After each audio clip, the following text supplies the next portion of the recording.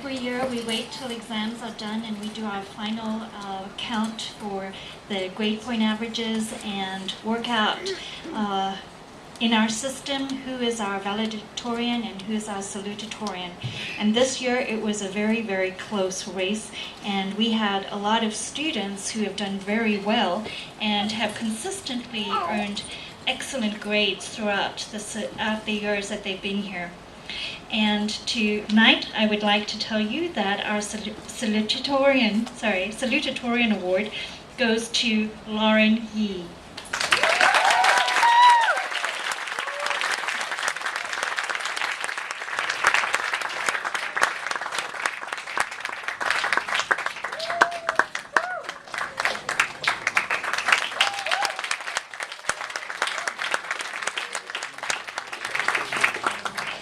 And our valedictorian is Davis Campbell.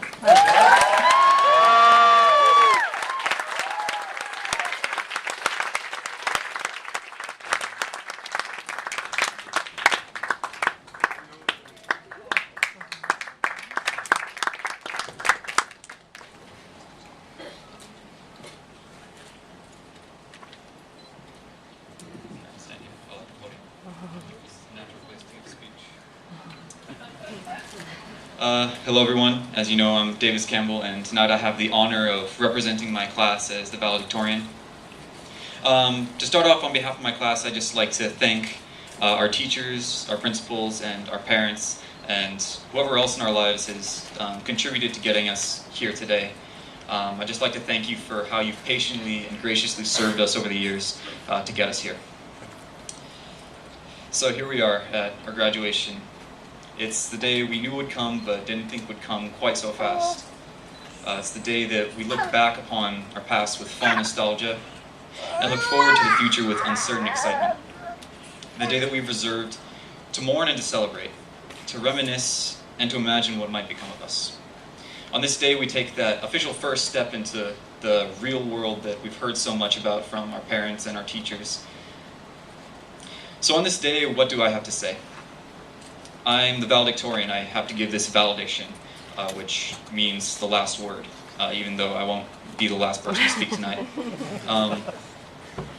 So what do I have to say? How could I possibly fill this role? It's kind of a lot of pressure for me. So as I was writing this speech, I considered a few options. I considered maybe I can give this super inspiring speech, but so often that ends up being this cheesy collection of cliches. Reach for the stars, fulfill all your dreams, stuff like that. I thought maybe I could go a sentimental, emotional route, talking about how much we'll miss each other. And there's a place for that, but I don't think that it's right here. And I also thought about giving a super funny speech, but I don't think I can pull that off right now. I'm not feeling in the mood for that. So instead I decided to tell you about some random observation I made a few days ago, and comment on that observation a few times. So, a while ago the kindergarten class graduated from kindergarten to first grade, and it made me think, why do kindergartners have a graduation ceremony? And the most immediate answer that comes to my head is because it's cute, because the parents want to see them dress up in gowns and sing a nice song. But then I thought maybe it's the same reason that we have this graduation ceremony. It's because the ceremony marks an important change in their lives. And we may look at that and think, well, they're kindergartners. How big of a change is that really? But we also have to consider the fact that they are kindergartners. It's a big change to them, even though it looks small to us. The experiences that we've had since our kindergarten graduation make it look smaller. In the scheme of things, it doesn't feel as significant to us anymore. So that made me think. Right now we're being confronted by a bigger change than we've ever faced before. We're going to be scattered around the world. We're going to have to say goodbye to our family and our friends. We're going to experience a level of freedom and responsibility that we've never had before. And yet, despite how huge this change is, I can't help but wonder if in a few years we'll look back and think, that wasn't that big of a deal. Because in the scheme of things, it's not. Millions of people graduate. It's a fact. Millions of people every year go through this graduation experience that we have. People leave their families and friends and start new lives. In this time, it's normal. And that's the paradox. The changes we face in the near future, as extraordinary as they are also pretty ordinary. They're things that are faced by numerous people that almost everybody can expect to face at some point in their life.